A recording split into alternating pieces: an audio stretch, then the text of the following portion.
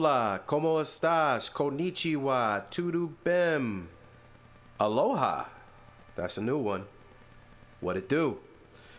Thank you for listening to this episode of the J-Boy Sports Podcast. And I think this is the first time we are going to mention none other than Stephen Wardell Curry. The other night, Stephen Curry put together a masterclass. It's just impressive what the man is still able to do. I believe Steph Curry is now 37 years old. So I know we talk a lot about Lebron and how he's defying Father Time, which there's no doubt that LeBron is definitely killing Father Time. I think LeBron shot Father Time in the head. I think he shot him point blank with a Glock, because I haven't seen Father Time even breathe on LeBron. I don't know how he's doing this. But another guy who is also defying Father Time is Steph Curry. If you take a look at this graphic that we have right here, it says 5, 6, 6, 7, 9. But at the top, what you'll notice is that these are the most 50-point games after turning 30. Steph Curry leads that bunch with 9. But guess what? This graphic is lying, because the other night he just put up another doozy. He now has 10. He has 10 50-point games after the age of 30, which is remarkable, actually. Why is that remarkable, right? Why do I think that's remarkable? Now, I'm going to be honest with you.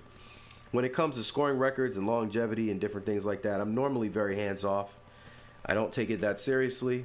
It's good. It's important, you know, when you see people achieve these numbers, and it's good. But I always look at it from the standpoint of who are the best scorers when I'm watching them play. Who are the best scorers? If you play long enough and average a certain amount of points and you keep playing and you haven't lost a step, you're going to get to certain things. You know what I mean? You're going to get to certain things. But I should be able to see it when I watch you, in my opinion. Do I see that you are the best at what you're doing? And when it comes to Steph Curry, you see that. As far as the three-pointers, you can literally watch it. I don't care if he makes $8 million more. I don't need him to. You could tell that this guy is different when it comes to shooting three-point shots. His movement on the court, his movement off the court. If you ever just watch Steph, I literally watched him in this game because they were playing the Grizzlies. And it was actually a fairly close game for most of it. But Steph was just going nuts. They interviewed the rookie on their team. I think his name is Post. They interviewed him, and he said at halftime, and he said, "I don't know why you're interviewing me. Steph has like dang near 40 points, and this is in the first half." And they're like, "Oh, well, because, you know, we don't like to stop the veteran players. We like to get some of the newer guys." He was like, "Oh, that makes sense." But Steph was cooking, and he ended the game with, I think, 12 three-pointers. And you watch him, you're like, "Dang, this guy, he can shoot." But then you also watch him, and you watch his movement. And what's crazy about Steph, I can literally tell when he's going to be open. He had gotten a rebound, passed it to somebody else, then got the ball, passed it off again, act like he wasn't going anywhere, like went to the right or something like that, then just cut back left mad hard. Then out of nowhere, two screens were formulated. They threw the ball, three-pointer. Bang. Swish. Perfect. And they even still got out to contest it a little bit. And you're watching it, and you're like, yo, he about to get open. I can see it. And it happens. And he has a nice looking game to watch. It's a beautiful thing to watch with Steph. But longevity, to me in this case, that's why I'm hyping this up, doesn't matter. I'm not a longevity guy. If you are, that's fine. Longevity is still important. I'm not saying it's not important. It is a part of the game. It shows that you've mastered the ability to stay around. But to me, it doesn't make you the best at something. Steph Curry is the best three-point shooter I've ever seen. And Reggie and Ray and Clay and Bird are all right there. But, I mean, this guy's 37. He's 37. And he's playing in a high-paced league. He's always played more of a high pace since he's been in the league. 37 years, still running. Like, I mean, you got to give him his credit. Just for the legs to be able to shoot all these shots. Nobody ever talks about that, but how many threes has he attempted? You know, you need your legs to shoot. How powerful are this guy's legs? Pause, no diddy. And so when you watch him, you see that. But you also see that Steph Curry is one of the best scorers we've ever seen. I got him top 10. He's not in my top 5 because I don't think he has the array that guys in my top 5 do, but I have him top 10. He could score, and this is a perfect example of that. Kobe Bryant is not on this list. I was talking to one of my boys the other day, and he's like, I don't see Kobe on this list. And I was like, yeah, you're right. Because he knows I'm a Kobe guy. And Kobe's not on this list. So Harden is, Mike is. Mike, actually, to be honest with you, had good longevity too. He just decided to quit. He wasn't done. He could have kept playing. But Mike, for the most part, he was playing, I think his last championship, he was 35. So he was still good. Still very good at that age. Dame, got to give him some credit.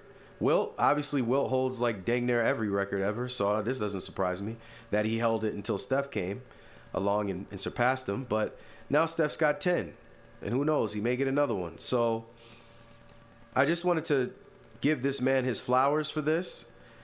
And I'm not being hypocritical for those of you that are like, oh, well, why aren't you giving other people credit for all the points they score? Listen, man, I just told you guys, I'm not a big fan of longevity statistics.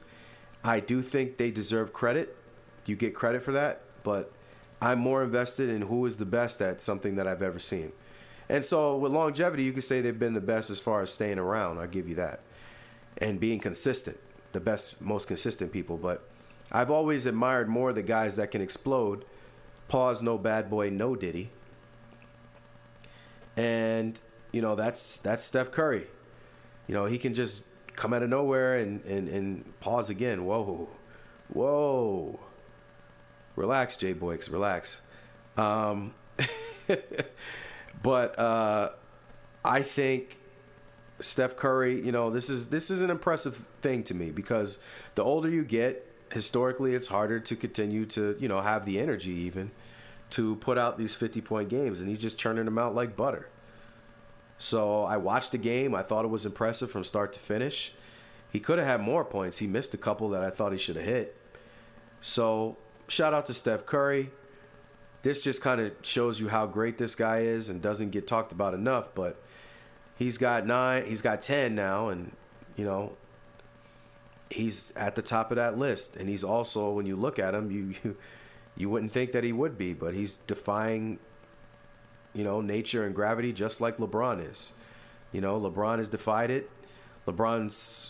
He hit 50K total points. He's over 40,000 regular points. And he's still going, and I see no signs of him stopping.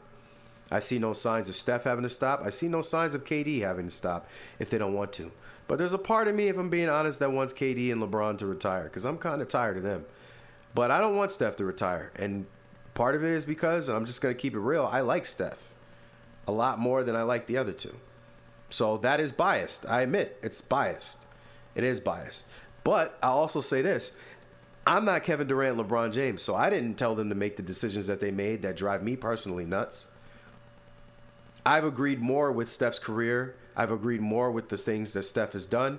I agree more with the stuff Steph says than I do with the other two. And he's just as great. So if I had to pick one, I'm picking Steph. So, sorry, but not sorry.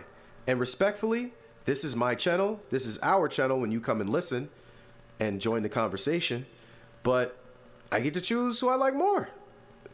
And so that's what I'm doing. I like Steph. I still talk about KD, still talk about LeBron.